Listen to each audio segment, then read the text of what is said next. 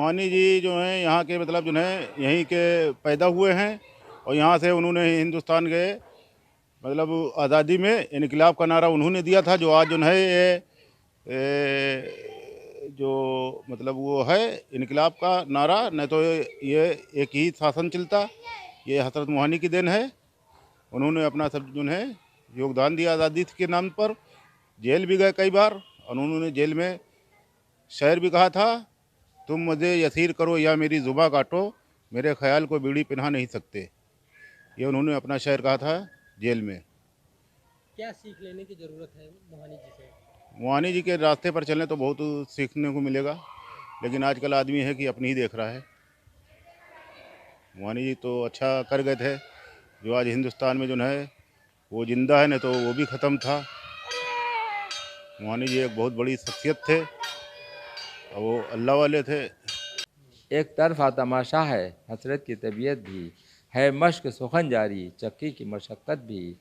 हसरत साहब एक बहुत बड़े शायर थे जिनको गज़ल का इमाम कहा जाता है, और वो जंग आज़ादी में बहुत बड़ा उनका हाथ रहा है। वो जंग आज़ादी में बहुत बड़ा उनका हाथ रहा है और वो इसी सिलसिले में जेल भी जा चुके 2 मरतबा, और फिर वो यहाँ से कानपुर गए। फिर वो तालीम उनकी छूट जाने के बाद फिर उन्होंने बीए भी किया और मौलाना की डिग्री भी उनकी रही है। इस दौर में सीखने की ज़रूरत यह है कि लोग तालीम से वाबस्ता हो जाएं और तालीम सीखें। तालीम से ही वो उनका ये मकाम आया है कि जो मौलाना बने हैं, और जंग आज़ादी में उनका पहला मकाम रहा है। और आजकल के ज़माने में लोग दीन से बहुत दूर होते जा रहे हैं और ईमानदारी से भी दूर होते जा रहे हैं, और मुजाहिदी का भी जज्बा सर्द होता जा रहा है। इन सब चीज़ों का आगाज़ होना चाहिए। चोरी चोरी हमसे आके तुम मिले थे जिस जगह, मुद्दतें गुजरी मगर वो ठिकाना याद है। शायर सुनकर शायद आप अंदाज़ा लगा लिए होंगे कि हम किसकी बात कर रहे हैं। हम बात कर रहे हैं उन्नाव के मोहान में जन्मे हसरत मोहानी जी का, जिनका यहाँ पर हम जहाँ मौजूद हैं वह घर है। आप तस्वीरों में देख सकते हैं कि हसरत मोहानी जी यहीं पले बढ़े हैं और प्रारंभिक शिक्षा भी यहीं इन्होंने पाई थी। आप तस्वीरों में जिस घर को देख रहे हैं यह अब उनका घर नहीं रहा है।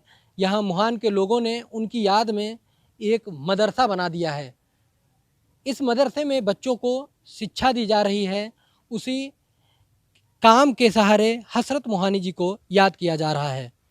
लगभग 70 साल से ज़्यादा का समय बीत चुका है, लेकिन हसरत मोहानी की याद में यहाँ कोई खासा काम नहीं हुआ है। यहाँ के जनप्रतिनिधि जो भी हैं वह हसरत मोहानी जी के नाम पर कुछ भी काम करने की नहीं सोचे हैं। जो हसरत मोहानी जी हैं उनका इतिहास में व भारत के आज़ादी में विशेष महत्व रहा है। इनकलाब जिंदाबाद जैसे नारे हसरत मोहानी जी के ही हैं। एक प्रख्यात लेखक, पत्रकार व राजनीतिज्ञ, यदि इन सब को मिला लिया जाए तभी वह नाम पूरा होता है जिस सैयद फजल उल हसन हसरत मोहानी। यह नाम किसी पहचान का मोहताज नहीं है, लेकिन मोहान में इस नाम की पहचान के लिए यहाँ के जनप्रतिनिधियों ने कुछ भी नहीं किया है। हालांकि देखने वाली बात यह होगी कि आने वाले समय में हसरत मोहानी जी के जो कार्य हैं वह उनके नाम को आगे बढ़ाने के लिए यहाँ के जनप्रतिनिधि व मोहानवासी क्या करते हैं। पंकज कुमार, ईटीवी भारत, उन्नाव।